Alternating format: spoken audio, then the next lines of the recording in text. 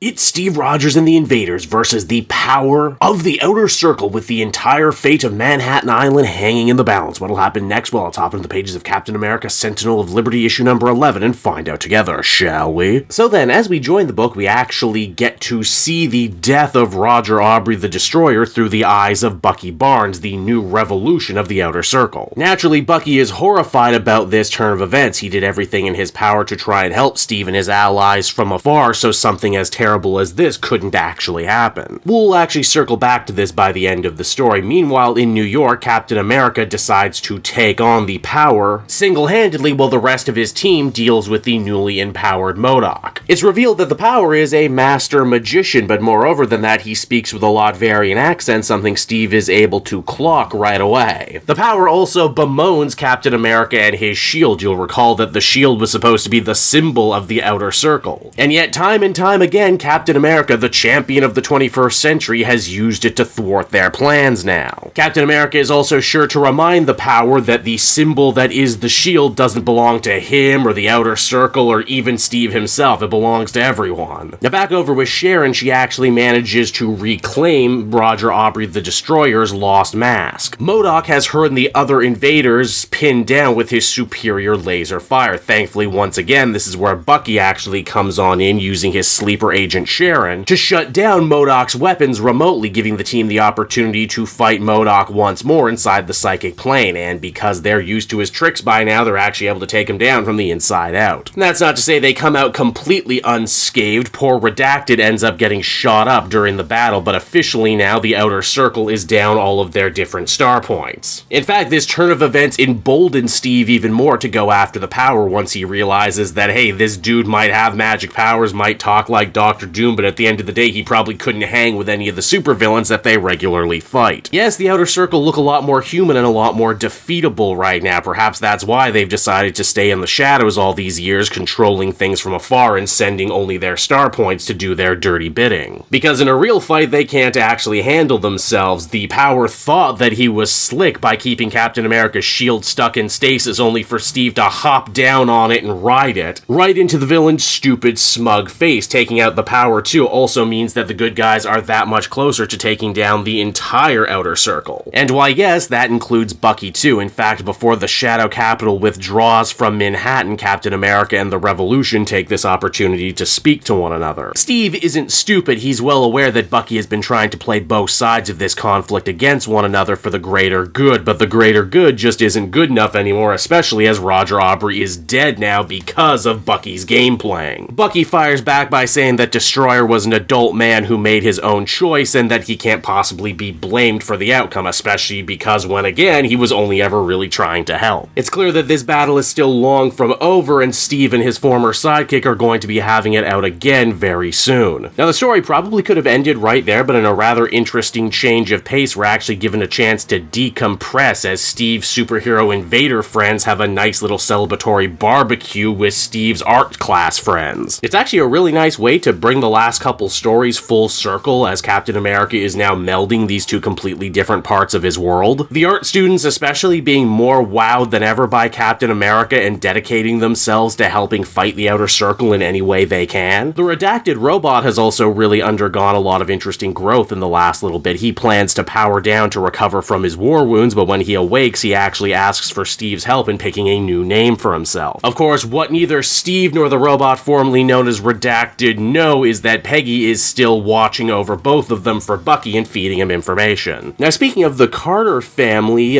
Sharon officially moves on in with Steve into his old family apartment. Steve admits that it doesn't feel the same like it did when he was a kid, but he hopes with Sharon living here full time now that it might actually be able to feel better. Aw, how sweet. And the only thing that could make this family moment even better is the late arrival of Ian Rogers, aka Nomad. You'll remember if you were reading the Sam Wilson Captain book that Nomad had reappeared, and with Sam's advice vowed to actually visit and talk with his father once again. And so that was Captain America Sentinel of Liberty issue number 11, everybody, and I thought this issue did a really excellent job not only ending this arc, but also helping to set the stage for the big Cold War crossover event. I appreciate that they actually give Captain America and Winter Soldier another reason to be at odds with each other that isn't just, misunderstanding based. They actually do have a real fundamental disagreement when it comes to tactics in fighting the Outer Circle, and now with Roger Aubrey's death, there's a real solid human cost to all of this. Not to say that the Destroyer's memory will be forgotten. In fact, Sharon Carter has already been announced to take up the mantle for herself, which I think will be pretty interesting. It's also really cool to think that Steve, Sharon, and now his son Ian could very well create some sort of nuclear family here in the Marvel Universe. I mean, shit, to think Captain America got to have a steady partner and be a father before Spider-Man ever did. Ian as Nomad also poses a really interesting question too, and that is, who is he more loyal to? If you read that Sam book, you'll know that Winter Soldier was actually hiding him and giving him super work so he didn't have to deal with his father. Now Bucky is the Revolution, and you have to wonder if he'll reach out to Nomad or if Nomad will feel some sense of loyalty to Bucky. Then of course there's Peggy working as a double agent, and you just know that shoe is going to have to drop at some point, and when it does, Steve will absolutely be devastated. Overall, I feel comfortable giving this one another very solid 8 out of 10. We're lucky to be living in such an awesome time for Captain America, and I can't wait to see what Lanzing and Kelly bring to Cold War along with Tochi Hanabuchi.